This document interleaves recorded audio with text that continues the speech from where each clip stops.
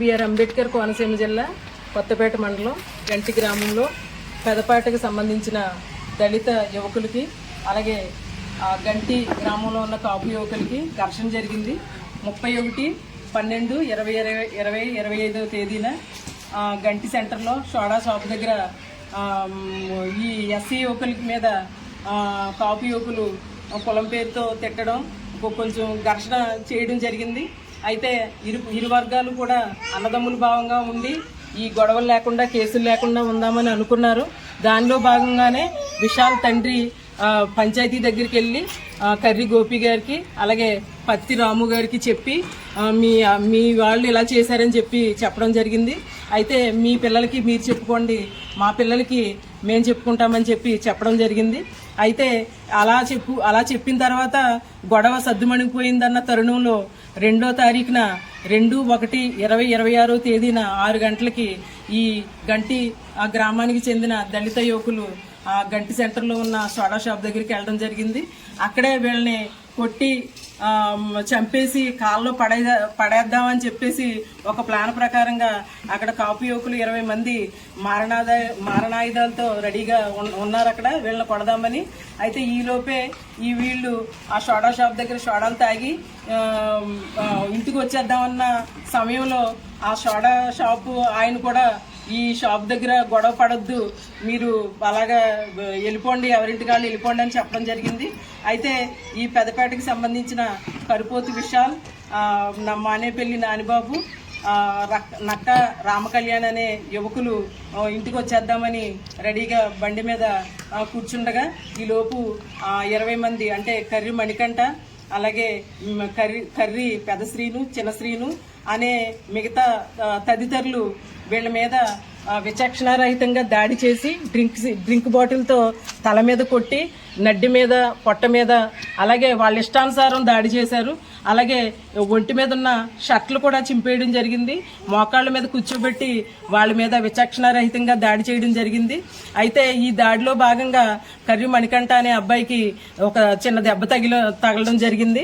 వాళ్ళకి ఎప్పుడైతే దెబ్బ తగిలిందో వెంటనే వాళ్ళు పోలీసుల్ని అక్కడ అందరూ మొత్తం కాపులంతా కూర్చుని సెంటర్లో ధర్నా చేసి పోలీసులకు ఫోన్ చేయడం జరిగింది. అయితే ఈ దళిత యువకులకి మాత్రం గాయాలు, రక్తపు గాయాలు, బలమైన గాయాలు అయ్యాయి. అయితే వీళ్ళు 108 అంబులెన్స్కి ఫోన్ చేయగా అంబులెన్స్ వచ్చింది. అయితే వీళ్ళు ఎక్కాల్సిన అంబులెన్స్లో కర్రి మణికంఠ అనే అబ్బాయిని హాస్పిటల్కి తరలించడం జరిగింది. అయితే ఈ గాయాలతో, రక్తపు గాయాలతో ఉన్న పిల్లల్ని కొత్తపేట ఎస్ఐ జి సురేంద్ర వెంటనే జీప్ ఎక్కించుకుని తీసుకెళ్లిపోయి అడ్డదారుల్లో దొంగతనంగా తీసుకెళ్లి ఆలమూరు స్టేషన్లో పెట్టి ఈ ముగ్గురిని కూడా ఈ ఇద్దరిని కూడా చిత్రహింసలు గురి చేయడం జరిగింది. అలాగే ఈ మానేపల్లి నానిబాబు అనే అబ్బాయిని అర్ధరాత్రి 1 గంట రాత్రికాడ ఇంటికి వచ్చి 4 పోలీసులు ఇంట్లో చొరబడి దుప్పటి లాగి మరీ అబ్బాయిని తీసుకెళ్లి ఆ అబ్బాయిని కూడా చిత్రహింసలకు గురి చేయడం జరిగింది. అలాగే 2వ తారీఖున తీసుకెళ్లిన ఈ ముగ్గురిని కూడా 5వ తారీఖు వరకు కూడా పోలీస్ స్టేషన్లో వివిధ పోలీస్ స్టేషన్కి తిప్పి వాళ్ళని చిత్రహింసలు పెట్టి చివరికి రాజులు తీసుకొచ్చి అక్కడి నుంచి రిమాండ్ పెట్టడం జరిగింది. అసలు కస్టోడియల్ టార్చర్ చాలా నేరం. అది పోలీసులు ఏ తప్పు చేశారని, ఏ నేరం చేశారని వాళ్ళని పోలీస్ స్టేషన్లో పెట్టి ఇంత టార్చర్ ఎందుకు పెట్టారని చెప్పేసి మేము ప్రశ్నిస్తున్నాం. అలా టార్చర్కి గురి చేసినటువంటి కొత్తపేట ఎస్ఐ జి సురేంద్ర అలాగే రూరల్ ఎస్ఐ విద్యాసాగర్ని వెంటనే సిఐని వెంటనే సస్పెండ్ చేయాలని చెప్పి మేము డిమాండ్ చేస్తున్నాం. అయితే పోలీస్ యాక్ట్ 1861 యాక్ట్ ప్రకారం సెక్షన్ 23, 24, 31 ప్రకారం పోలీసులు వాళ్ళ విధులు ఏం చేయాలనేది ఈ యాక్ట్ చెప్తుంది. అదే యాక్ట్ సెక్షన్ 29 ప్రకారం వాళ్ళ మీద విధుల్లో నిర్లక్ష్యం వహిస్తే, తప్పు చేస్తే యాక్షన్ తీసుకోవాలని అదే సెక్షన్ ప్రకారం అదే చట్టం చెప్తుంది. వెంటనే వీళ్ళ మీద బిఎన్ఎస్ ప్రకారం మరియు పోలీస్ యాక్ట్ ప్రకారం క్రిమినల్ కేసులు నమోదు చేసి ఈ ఎస్ఐ జి సురేందర్ని, రూరల్ ఎస్ఐ జి విద్యాసాగర్ని సస్పెండ్ చేయాలి.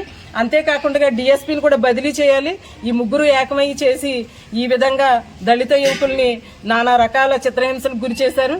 అంతేకాకుండా కేసు నమోదు చేయలేదు.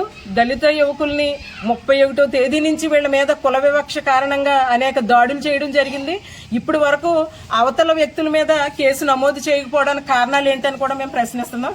ఇప్పుడు వెంటనే SC ST atrocity act case ప్రజా సంఘాల ఉద్యమ ఫలితంగా కేసు నమోదు చేశారు.